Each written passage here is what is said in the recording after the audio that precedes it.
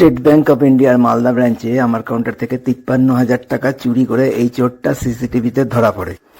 এই চোরকে পুলিশে দেওয়ার বদলে পুরো স্টেট ব্যাংক সর্বশক্তি নিয়ে আমার ওপর ঝাঁপিয়ে পড়ে ভয়ঙ্কর অত্যাচার চালায়।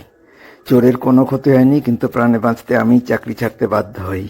চুরি হওয়া ৫৩,০০০ টাকা ১.৫ মাসেও ফেরত না দিয়ে হঠাৎ যেদিন আমার ওপর উজ্জ্বল কুমার, বিশাল কুমাররা ভয়াবহ অত্যাচার শুরু করে, হুমকি দেয়, অপমান করতে থাকে, সঙ্গে আরও ২জন অফিসার নিয়ে, সেদিনের ভয়েস রেকর্ডের ২ নম্বরটা শোনাচ্ছি। উনি আমাকে কালকে রাত্রিবেলা বলেছেন, স্যার ওয়াই দ্য ম্যাটার, আপনি কোনো কমপ্লেন দিয়েছেন থানাতে? আমি বললাম না। তাহলে হু ইজ দ্য পারসন? যদি বরুণ সাহা চৌধুরী করেছেন কোনো ট্রিগারিং, তার মানে Varun Saha Chowdhury is already being transferred. আমাকে যদি রিটার্ন ওরা কিছু দেয়, উনি আসছেন দিতে, আমাকে রিটার্ন কমপ্লেন দিতে আসছেন, তবে অ্যাকশন নেব।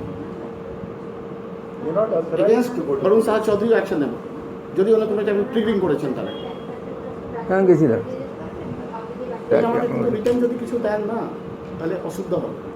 আমাদের দুজনকে কনফিডেন্সে না নিয়ে আপনি নিজের বেসিসে কিছু করেছেন, তাহলে আপনার এই প্রবলেমে আমরা কোনো টাইপের সহযোগিতা দেব না। আমার অফিস থেকে টাকা চুরি করে চোর ধরা পড়েছে। আমার অফিসের হেড অফ দ্য ডিপার্টমেন্ট তথা চিফ ম্যানেজারের ইমিডিয়েট চোরের বিরুদ্ধে এফআইআর করার কথা।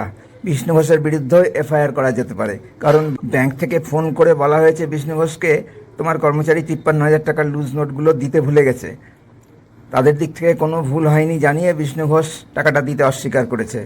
পরে ফুটেজে দেখা যায় যে বিষ্ণু ঘোষের কর্মচারীটাই টাকাটা ট্রে থেকে চুরি করে নিয়েছে।